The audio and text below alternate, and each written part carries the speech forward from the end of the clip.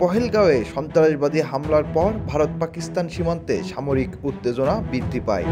এই ঘটনাকে ঘিরে ভারতীয় টিভি মিডিয়া সত্য এর চরম বিকৃতি ঘটিয়ে তথ্য বিকৃতি ও ঘৃণা ছড়ানোর নজিরবিহীন প্রতিযোগিতায় নামে।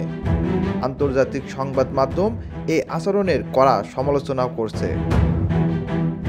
ভারতীয় মিডিয়ায় একাংশ এই সন্ত্রাসী হামলাকে ধর্মীয় রং দিয়ে উপস্থাপনা করে মুসলিম সম্প্রদায়ের বিরুদ্ধে ঘৃণা ছড়ায়।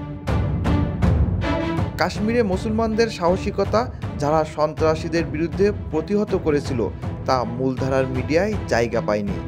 যুদ্ধবিরোধী যে কোনো মতকে দেশদ্রোহিতা বলে প্রচার করা হয়।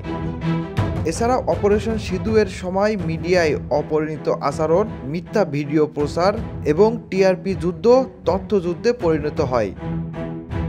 ভারতীয় তথ্য প্রযুক্তি মন্ত্রণালয় ও সেনাবাহিনী শেষ পর্যন্ত বাধ্য হয় ভুল তথ্য ছড়ানো থেকে বিরত থাকতে সতর্কতা জারি করতে। কিন্তু এতদিনে ক্ষতি হয়ে গেছে। জাতীয় ও আন্তর্জাতিক স্তরে ভারতের মিডিয়ার বিশ্বাসযোগ্যতা মারাত্মকভাবে ক্ষতিগ্রস্ত হয়।